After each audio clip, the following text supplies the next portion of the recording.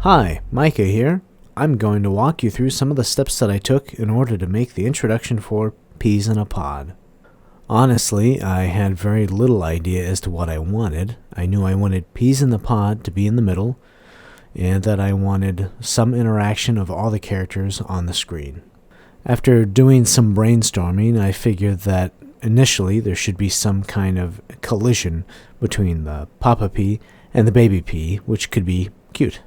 The tricky first step was animating the Papa Pea so that he would come in and collide with this Baby Pea, except that I wasn't going to draw, I was not going to animate the Baby Pea yet. So I had to just imagine how that interaction would affect the Papa. Next up was tracking the Baby Pea coming in at a different speed, different velocity, and having a different weight to its body as it bounced around, which was a little bit tricky to figure out, but I was happy with the results in the end. The cat was the easiest one to come up with for the idea, but the most difficult to animate. That tail, I'm still not happy with it, but I'm happy enough. Next up was trying to figure out how to get the Mama Pea to enter in on the scene without rolling in. I didn't want everyone just rolling along the bottom. I wanted something a little more interesting. My wife is very physically capable, and so I thought it would be pretty awesome if she could come flying in and do a backflip. I had no idea how to really animate that kind of spinning around in the air and then sticking a landing, but in the end, as with the Baby Pea, I think it all worked out. Now that I had the family all together, I needed sound effects for the animation.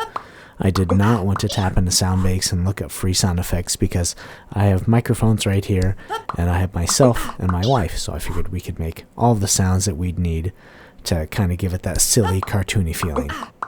The sounds of my character, the Papa Pea, were all generated by me, as well as the meow of the cat and the swishing of its tail, but all of the other noises of our daughter hitting the ground, bouncing around, her little eek noises, as well as Mama Pea's sounds, those are all generated by my wife.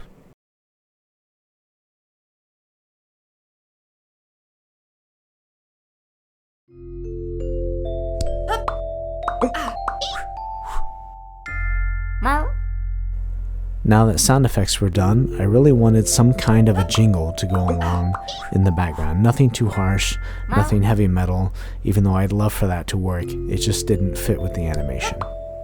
In the end, I wrote 2 different melodies with 2 different synths, and I had my wife choose the one that you hear in the introduction.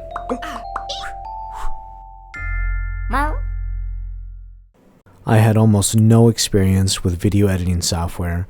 I did have at least a year of experience using Ableton Live 11, which is an audio processing software, a digital audio workstation, and I did have 4 months of working with Photoshop behind my belt before I made this. So my word of advice to you is don't hold yourself up on what you don't know. Give it a shot. There are a lot of helpful tutorials, and if you're not sure, look it up. Thanks for watching. If you liked this content and want more of it, please click like and subscribe. Be sure to check out the channel and the links in the description for more videos, as well as where to find my children's book, The Little Green Pea.